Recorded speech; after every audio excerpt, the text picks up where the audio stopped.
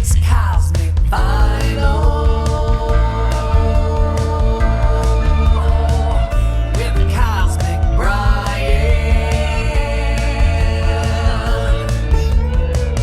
Better wear your mind shields 'cause he can see your soul. It's Cosmic Vinyl.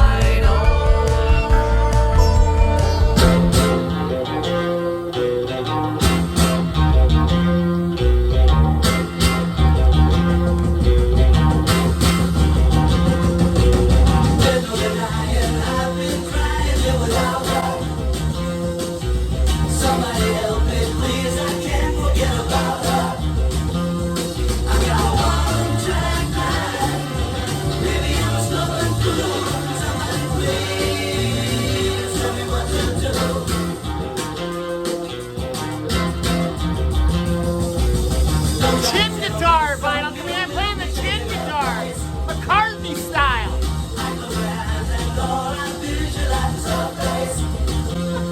Oh, Vinyl Community YouTube.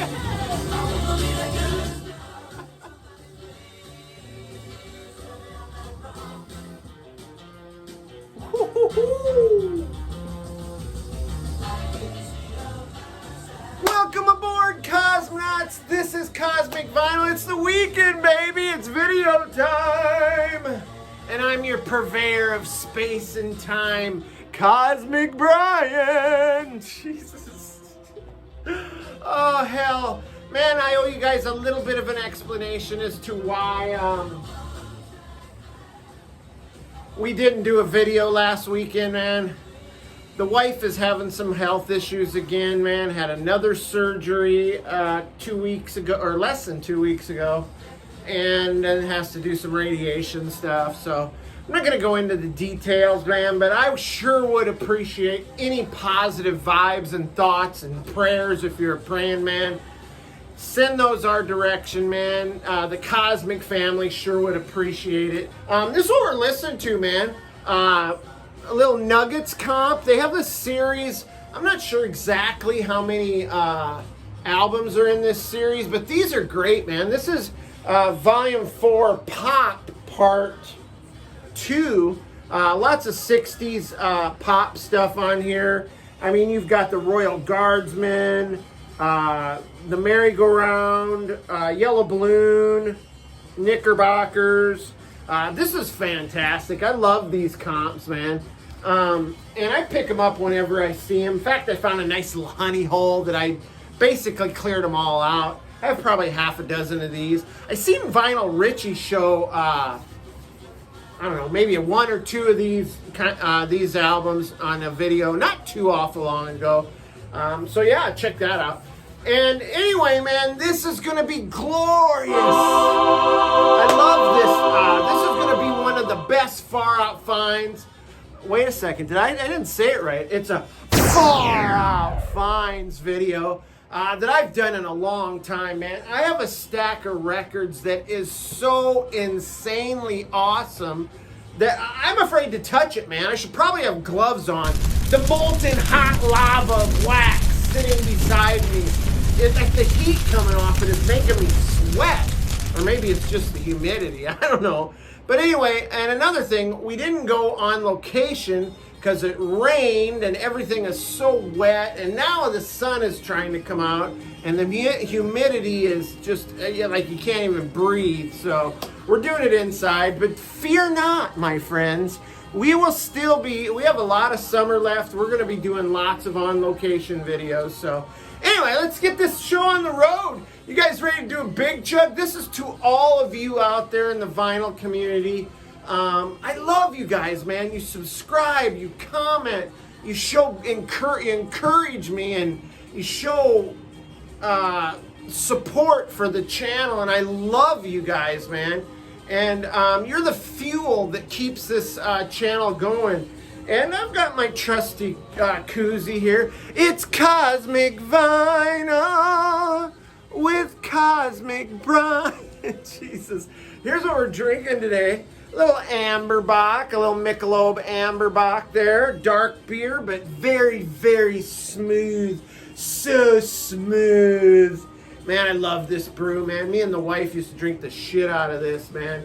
So yeah, you guys ready to get it on? Let's do this big chug and get the party started. You ready? Oh, look out. Whoa!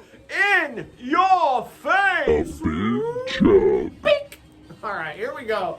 Hoist it up, toss it back. Let's do this. Oh, yes, my good friend, of course. Oh, so good. Nothing cures the ills of a hot day than a nice cold brewski. All right, let's get it on. All right, let's get to the Far Out finds. One thing I want to show first, a few comic books I picked up. Man, I need to start a comics channel because I love comics. But check this out, this Lobo. This is great, man. It's called Blazing Chain of Love. Lobo. He's kind of like a anti-hero in the realm of like a Wolverine. Like, give him like Deadpool's attitude. And then, of course, I'll pick up anything that has Doctor Strange's name on it. Love Doctor Strange. Help check out these frickin' Bronze Age Thor comics. Thor's great. He always fights like some serpent or Leviathan or some crazy creature from medieval creature. Here's a really old one here. Thor dies in the end. No, I'm just kidding. Spoiler alert. But see what I mean about fighting serpents and giant beasts? It's friggin' awesome. And here's a Marvel triple action featuring Submariner, and you've got the Avengers on here too. You've got like, looks like Hawkeye and Goliath, and who else? It looks like maybe that guy with the back to us is Hercules there, one of the champions. How about Conan the Barbarian? But anyway, that's some stuff that I picked up recently. Here's what I'm reading right now. I've read this several times, but I want to read it again. Is The Watchmen. Who Watches the Watchmen? This is great, man. Written by Alan Moore, one of the gods of comic writers, man. This is great. Great artwork, too. Just a fantastic book, man.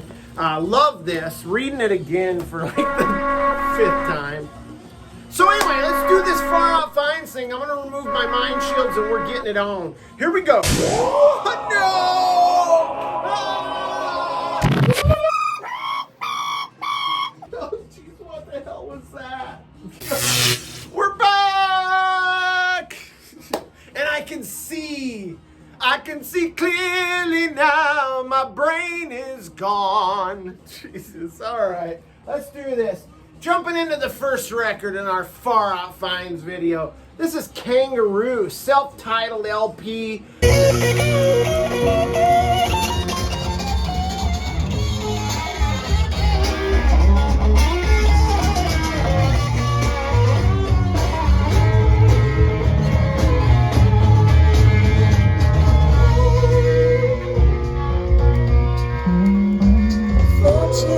Look at that, I love this, man.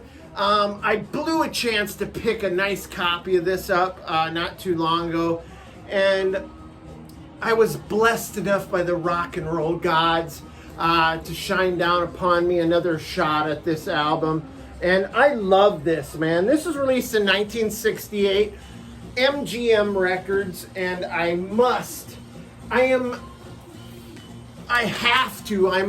mandatory to show the inner sleeves. I love the MGM inner sleeves. They're so colorful.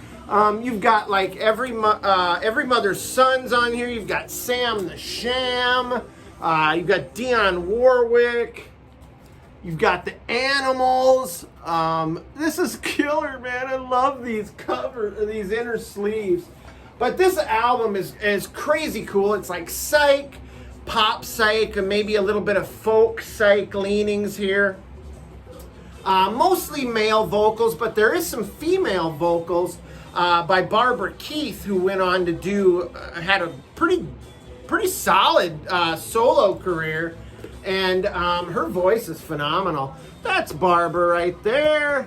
Kind of reminds me of like Mariska Veras from Shocking Blue. Her vocal style is like Buffy St. Marie. She has that little bit of warble in her voice, you know. Not quite as intense as Buffy, but still pretty cool. She also reminds me a little bit of Melanie. She kind of looks like Melanie a little bit. Another great, those artists are all female artists that I adore, man. But yeah, this cover is great. This guy right here reminds me of John Bender. Remember the Breakfast Club? John Bender, the kind of dirt bag that was in detention with everybody. Yo, smoke up, Johnny. Jesus, I love it. He looks like that dude. Here's the back cover there. Another nice pick of the band. There's the track list. Released in 1968.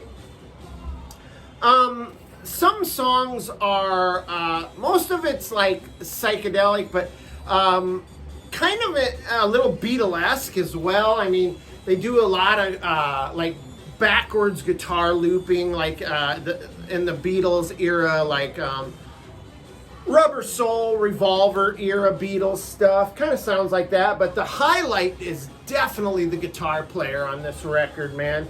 His name is Ted Spellies, and he plays awesome. Uses a lot of effects on his guitar and stuff, man. And the male vocalist on this, whose name escapes me, gives it kind of a Cream vibe, which I dig. But yeah, killer West Coast kind of sounding record here. Very cool. All except for one song that I don't really care for, called Frog Giggin'. But anyway, Frog Giggin' is the weak link.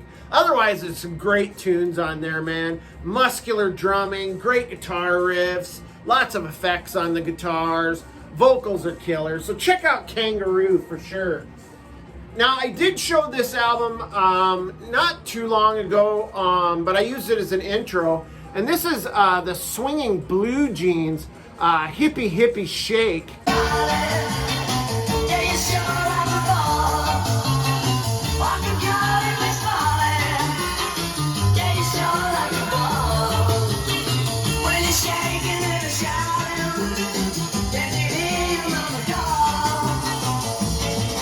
This was released in 1964 on Imperial Records. Four-piece British Mercy beat band. Very, very much sounds like the early Beatles. But man, the opening track, Good Golly Miss Molly, just grabs you by the sack and and doesn't let go, man. It's that kind of roots rock and roll that just blows my mind. A couple of big hits, including the Hippie Hippie Shake and Good Golly Miss Molly. The Hippie Hippie Shake, is that like a dance craze? Because like in the 60s, the girls would shake their money makers and their tight pants and their mini skirts. Oh, it's beautiful, man. It's beautiful. Blows the twerk away, baby. Jesus, I love the Hippie Hippie Shake. These guys got their name from, they used to sport denim dungarees on stage when they first started. And that's where they got their name from.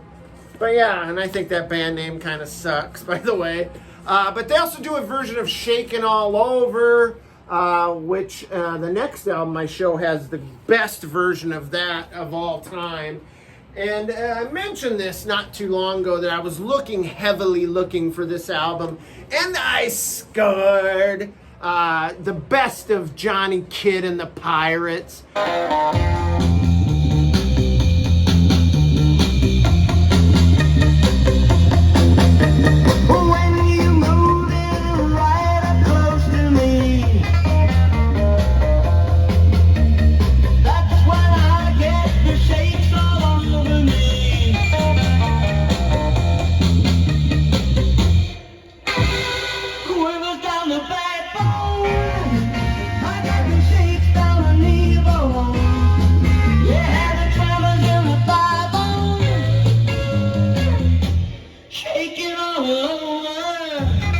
Absolutely love this, man. I listened to this for like 2 weeks straight.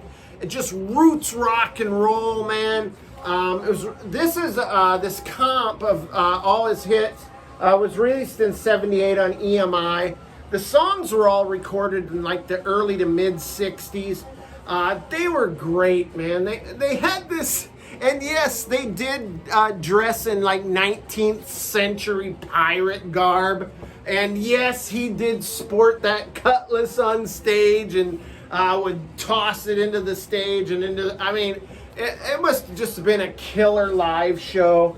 And this album features the amazing track, Shaking All Over. It's got like this kind of strolly kind of guitar vibe. It's like, bum, bum, bum, bum, bum, bum, bum, bum, bum, bum, bum, bum, bum. I love that like stroll kind of guitar work. Absolutely killer. This guy should have been so much bigger than he was. Unfortunately, after a canceled gig, they were in the car heading home and they were in a horrific car crash. Johnny Kidd was killed. Also in the car was Nicky Semper, who went on to be in Deep Purple, also started his band Warhorse. He was in a later version of Johnny Kidd and the Pirates. He was injured, but Johnny Kidd was the only casualty. But yeah, man. And they kind of went on after he died. They went on as just the Pirates. And they had a good showing with like a decent album. They've done several reunion tours and stuff. But yeah, man, I love every song on this record. Every one of them. I love it. Now let's get into some more early 70s hard and heavy bangers with St. Anthony's Fire. It is what the Hype Sicker says. It's an ultra rare 1970s wasted hard rock fuzz monster.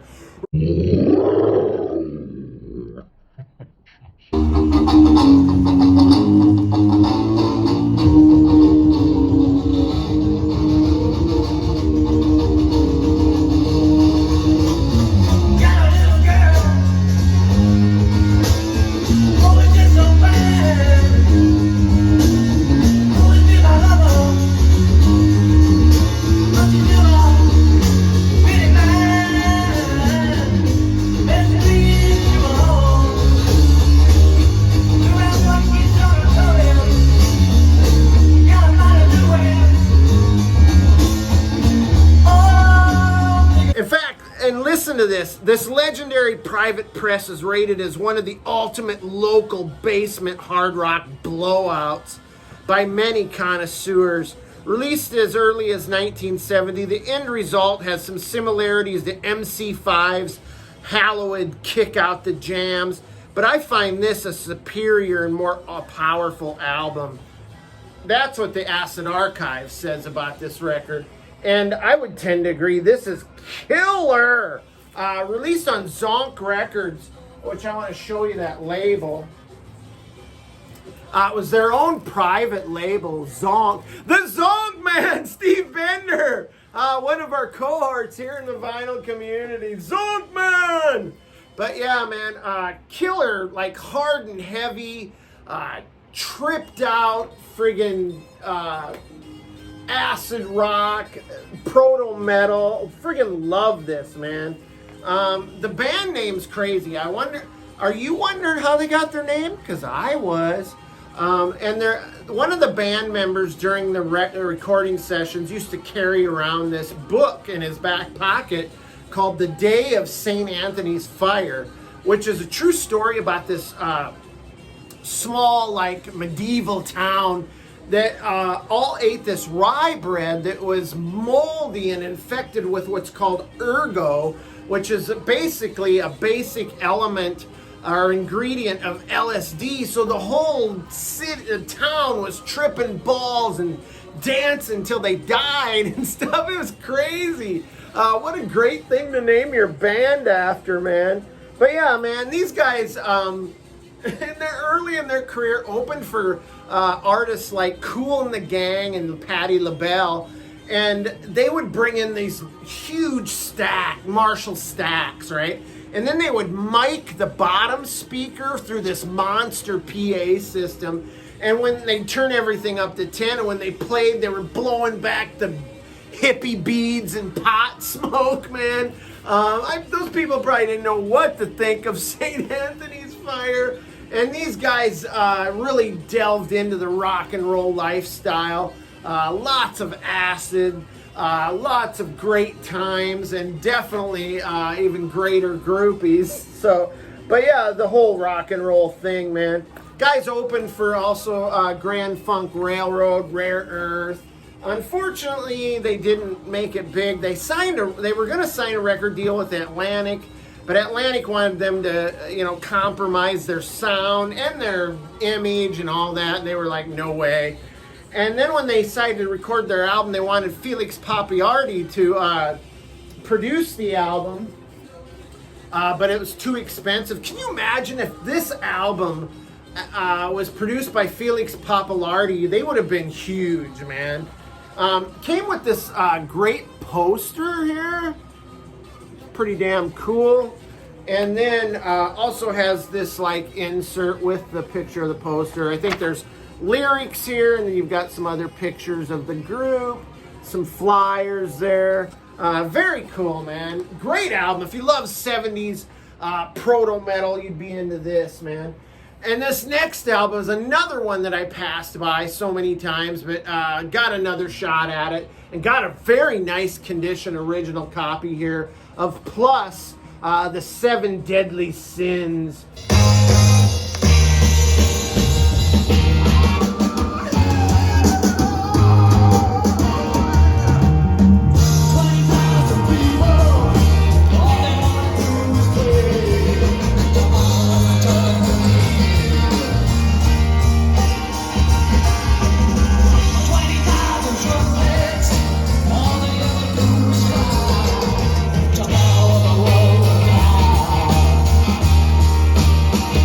Released in 69, 70, around there on CBS's subsidiary label called, I think it was Commando Probe Records. This is fantastic. It's a concept album, and the concept revolves around the kind of gothic theme of the 7 Deadly Sins. This album would fit nicely on your shelf next to the Electric Prunes, Mass in F minor. It does have this die-cut cover here, which is super cool, but look at that, man. We're talking like Bosch, the Bosch, what is that, Garden of something Delights or whatever. Crazy, crazy artwork, man. And there's the back cover. Oh, is this a promo? Not for sale promo? Holy shit, you guys, get out here and check this out. I got another promo. No, but seriously, man, this is killer. This is kind of all over the place, but it's mostly like hard and heavy, tripped out hard acid rock with a prog element to it. Melodic at times. Super interesting lyrics. And in between songs, there's a little bit of spoken word to kind of push everything forward, the concept. I love this, man. Definitely ahead of its time. This is definitely something that I would, what I like to call a great smoke and spin record. Jesus, I think you all know what I mean out there. I mean, that's what I've heard. But yeah, if you haven't checked this out, man, this is great. Killer record. Now, this last record and the main event is one that I mentioned that I'd been looking for forever, and I had a chance at this one way back when, but I finally found it. Neil Merryweather, Kryptonite.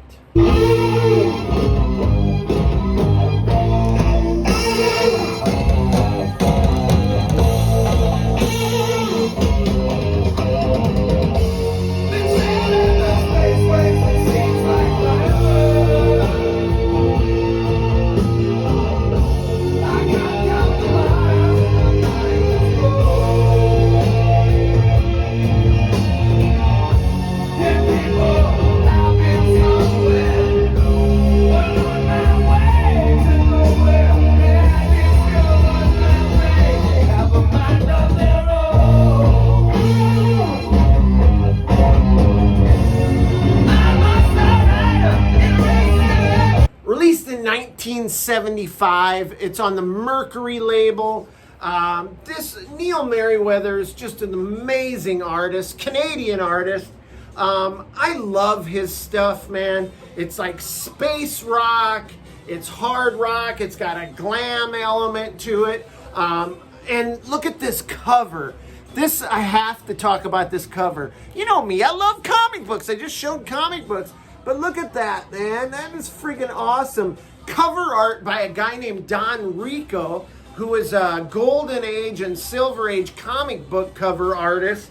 And how fitting, because it definitely introduces the groovy space rock within. I love this. I mean, this album came out in a time when the country was still reeling from Vietnam and Nixon and racial injustice. And I gotta tell you, rock and roll at that time was the antidote for that shit, man. It was the therapy for us all to, as a banner of hope, so to speak, man. And this album definitely does that, man. This is a great one to spin in a dark room, firing up the glitter and the lava lamps, the smoke, the candles. Oh my God, I'm gonna do this later tonight. It's gonna be fucking great. Thin Lizzy style guitars. The drums are awesome. I mean, think about it. The 70s were just the best drum production of all time, man, in the 70s. If you don't agree, then tell me about it in the comments. Jesus. Cosmic organs, convicted vocals. I love this, man. If you like Zappa and Floyd and Sabbath, Queen, Captain Beyond, you'll love that Neil Merryweather. And there's nothing by Neil Merryweather that I don't like, man. I mean, his album before that, Space Rangers, and then this album I picked up, self-titled album, Neil Merryweather. Freaking great stuff, man. All right, that's it, man. That's the finale, the grand finale. I hope you guys enjoyed this, man. I hope to be back next week, barring anything that kind of get in the way. But I love you guys, man. Thank you for tuning in. Thank you for commenting. Have a great weekend, and we'll see you next week. Hit the subscription button. Hit the like button. Bye.